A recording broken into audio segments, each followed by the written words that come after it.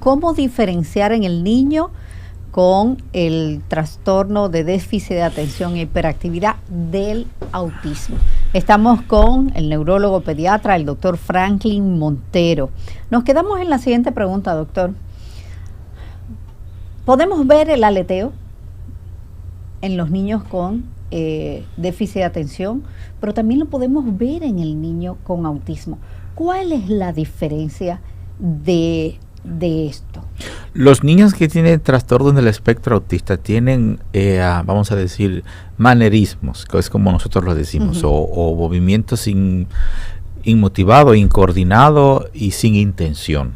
Puede ser de la mano, puede ser de objetos que son largos, por ejemplo un lápiz, puede ser por ejemplo una regla, y la mueven y miran a veces el objeto, y nosotros no es que miran el objeto, sino ellos miran cómo el objeto corta en el aire. O sea, es al revés. Nosotros estaríamos mirando el objeto, nosotros, pero ellos no miran el objeto, ellos miran al revés. El niño con autismo. El niño con autismo mira cómo corta el movimiento en el aire. Entonces, a veces es un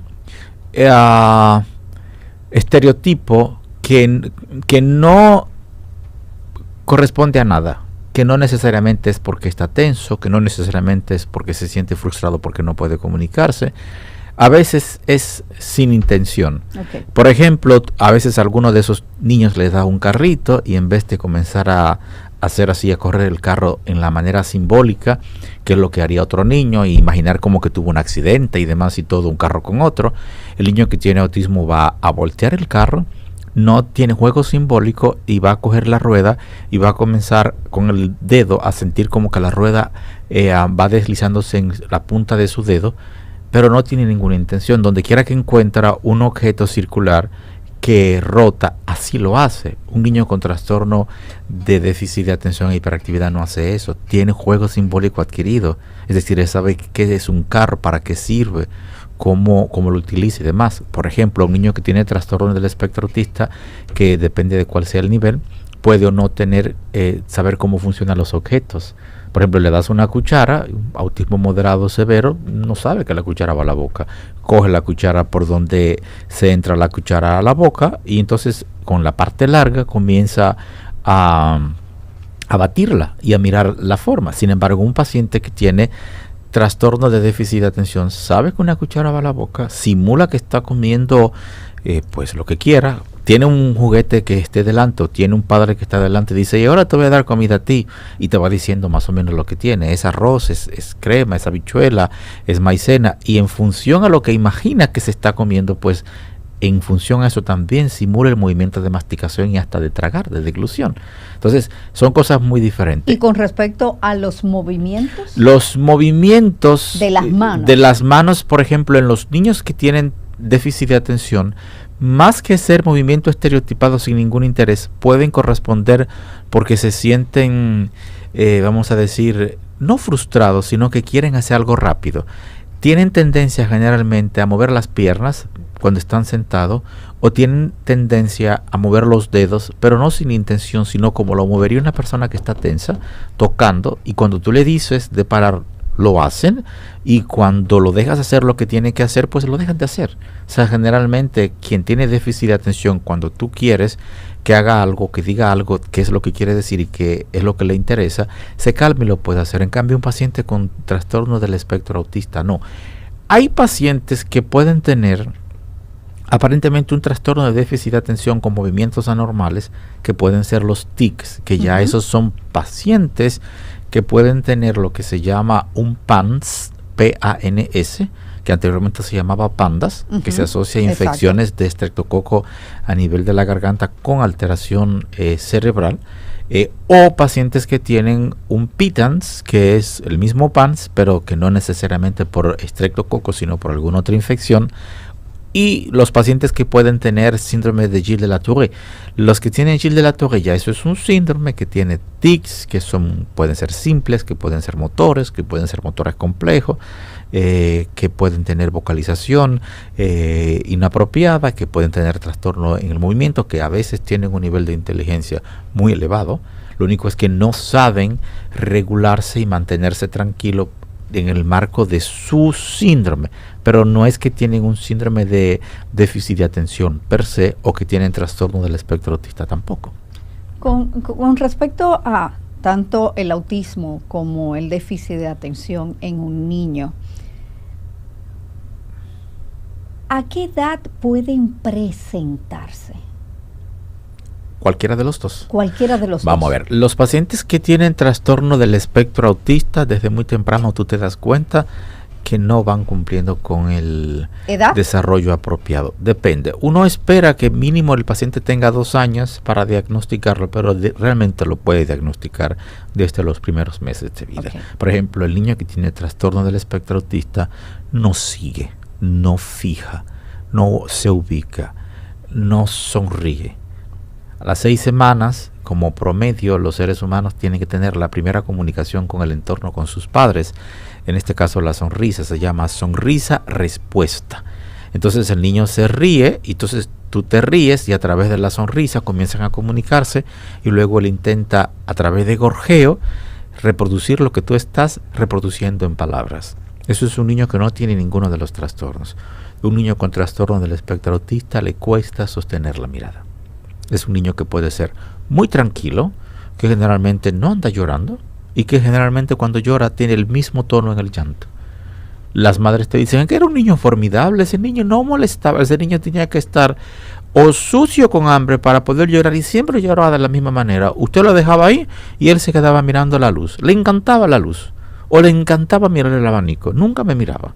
Entonces ya tú estás mirando que tiene una conducta que no es de comunicación y de interacción. En cambio, un niño que es dentro del trastorno de déficit de atención, que aunque tú lo diagnosticas entre, vamos a decir, 4 y 12 años, la edad que uno utiliza como tope para mejor diagnóstico es 5 o 6 años, o entre 6 y 7 años, vamos viendo por ahí. Pero son niños que desde pequeño son muy rápidos, son hiperactivos. Son niños que tú lo dejas en la sala y de repente a una velocidad, yo les digo que son los niños como del gimnasio, pero cuando se lo deja a los padres o a los abuelos, a veces los abuelos no pueden ir a la velocidad que ellos van, o los padres tampoco. Y cuando comienzan a caminar, son niños que son muy impulsivos. Tú lo tienes en la casa y de repente se para y tú dices, ¿pero qué es lo que va a hacer? Y cuando todo el mundo está más emocionado, va rápido y apaga la televisión. Pero no bien apagado la televisión cuando vaya a apagar la luz a una velocidad que tú no puedes ni imaginarte. Y tú dices, pero lo está haciendo para retarme. Cuando le dice que no lo haga, comprenden. ¿Me doy a entender? O sea, que son lo que son hiperactivos. Entonces ya luego, cuando están más grandes, por encima de los 6 años, tú puedes ver que tienen otros síntomas asociados que son más dentro de lo que puede ser la oposición y el desafío o la hiperactividad. Vamos a decir que son incapaces de estar tranquilos. Vuelvo y repito, el neurólogo pediatra es parte del equipo que aborda a estos pacientes porque todos estos pacientes tienen un abordaje multiprofesional, multidisciplinario y cada quien da su opinión y mejora el diagnóstico temprano y el tratamiento oportuno en estos niños. Un niño que es diagnosticado a temprana edad, usted me va respondiendo sí o no. A temprana edad, con autismo, ¿puede mejorar su condición? Completamente. En los humanos tenemos, como dije al principio, que los primates, los bípedos, los que andan en 2 pies, pues tienen que tener estímulos correctos del entorno para poder madurar lo que es su cerebro. Entonces, si tú identificas de manera temprana que un niño no está desarrollándose correctamente y tú intervienes su manera de estar expuesta a la familia, a la escuela y demás, y agregas las terapias que se necesitan en ese momento, claro que el niño puede progresar mucho. ¿Por qué?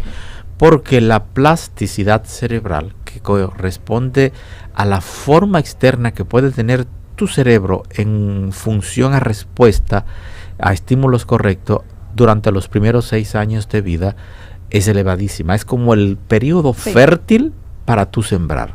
Ya después de ahí no es que no tienes el cerebro plástico, pero responde con menos rapidez a lo que son los estímulos externos. Entonces, Cuando tú haces un diagnóstico correcto, oportuno, y los padres hacen conciencia y siguen y aceptan, generalmente el progreso de los niños es abismal e importante. Con el autismo, pero con el niño de déficit de atención hablamos de que esto se puede ver más a un niño de 5 años. Hay niños que 5 o 6 años es lo que usted utiliza como diagnóstico, como edad diagnóstica para trastorno de déficit de atención. Pero hay niños que tienen características muy marcadas desde temprano. Okay. Entonces, siempre tú tienes que ver, cuando te refieres a déficit de atención, el señor levanta la mano, cuando te refieres a déficit de atención, tienes que ver que la conducta ocurre en diferentes entornos. O sea, que no es solamente en la casa, que no es solamente en la escuela, que es en la casa, en la escuela, con los abuelos o en el área de deporte, por decir algo.